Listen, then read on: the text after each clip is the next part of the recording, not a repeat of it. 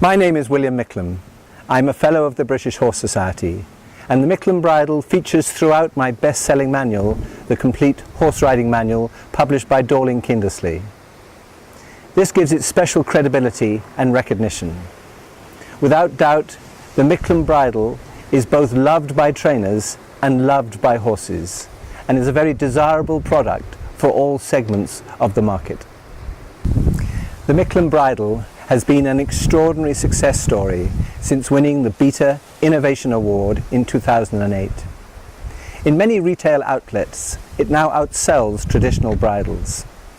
It is in use in all equestrian activities at all levels, from dressage to racing, and is used by both elite riders such as William Fox Pitt, Rodrigo Pessoa and Andrew Nicholson, and by thousands of pleasure riders who recognize it as an outstanding product that stands for comfort and efficiency. So the Miclklem bridle comes in two main versions: the competition bridle, which is just used as a bridle, and the multi-bridle, which is used as a bridle in exactly the same way, but you can also lunge from it, or you can use it as a bitless bridle. All the bridles come in brown or in black, and we have four sizes, ranging up from the pony to the small horse, to the standard horse, and then to the large horse. So we can fit every size of head. I use an Egbert snaffle most of all, but you can also use a three-ring snaffle, as you can see on the horse here, where there is some gag effect.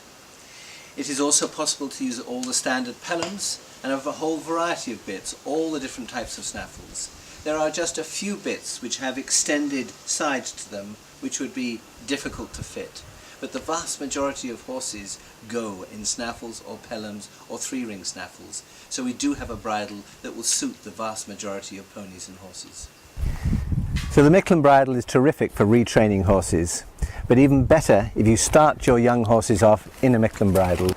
This is a 4-year-old niece of High Kingdom and Mandiba, my two Olympic horses, and they were both started in the Miclklem bridle, lunged off the Miclklem bridle, and also with the bit clips here that you can see linking the main side ring with the bit itself, so that if there is an extra pull on the bit, it doesn't mean that the tongue or the delicate bars of the mouth are harmed in any way. They're also super comfortable because of the wide headpiece. We lunge them off this front ring here, and people say, how can you possibly lunge them off such a light bridle? And when I do this, you can see that there's no inward pressure at all, no discomfort. But when I let the bridle go, because the cheek pieces sit behind the protruding cheekbone, it means that it's an absolutely wonderful lunging bridle.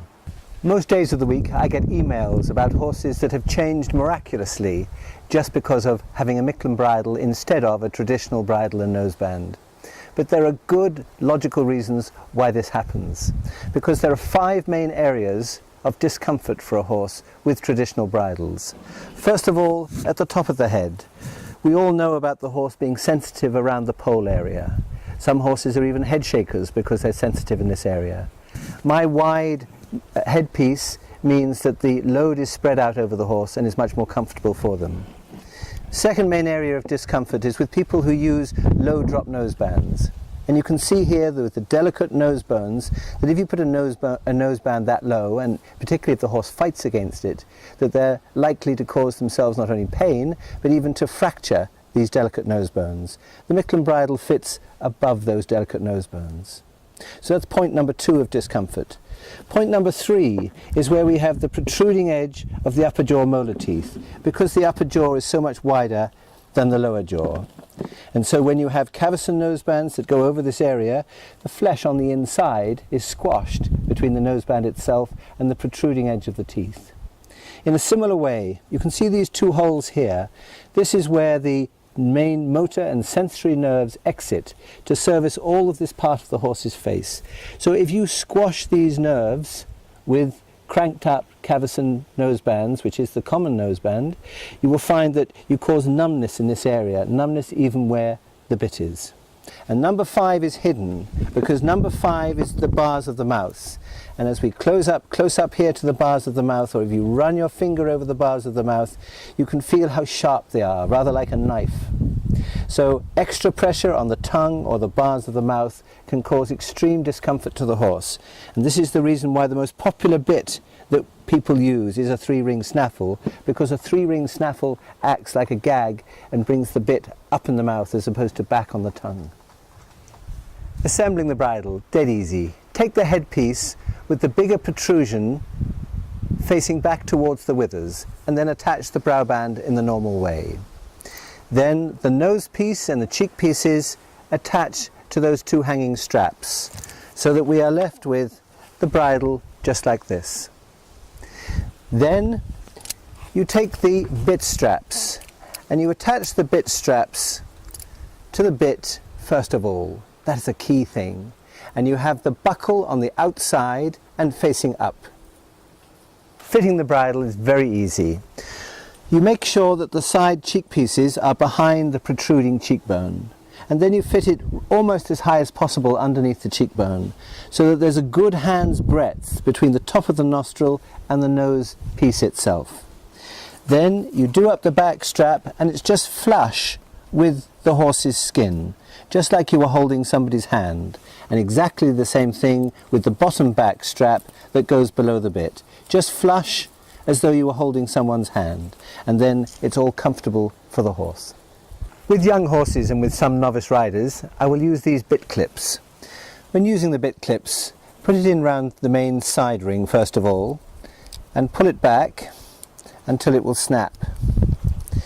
And then you put the side piece of the snaffle ring in, and then you can see that if I pull on the rein, there's a direct connection from the bit through to the front of the noseband, so that there is less pressure on the horse's tongue or bars of the mouth. So particularly for young horses and for novice riders that may give the horse a jab in the mouth, this is why I use the bit clips. These bit clips are just for training. You wouldn't use them in competition. There are 3 main common errors of fitting. The first is only a small one, but you have the bit strap upside down and the buckle just jingle-jangles on the bit a little bit and it looks a little unsightly. It's not a major thing, but attach the bit strap to the bit first of all with the buckle facing upwards. The second one is a serious fault. This top back strap is not meant to be loose like a normal throat lash. It's meant to just come round flush with the horse's skin. And the last fault, which is the major fault, is having the nose piece too low. So it's going down over the delicate nose bones and making the bridle very uncomfortable for the horse. As regards fitting the bridle, all young people now working with a Miclklem bridle have started off with it, and they find it more simple, and that is their bridle. They no longer are aware of the traditional bridle. The Miclklem bridle is different, but a good idea has to give way to a better idea. And all young people using the Miclklem bridle would most definitely prefer it. All trainers who have used it have fallen in love with it. It is true to say that the bridle is loved by trainers, and it's certainly loved by horses who find it so much more comfortable. The bridle is a huge success. It's a huge success because people find that it works. One has to be brave enough to accept a different shape, but it's the brave people who win through at the end.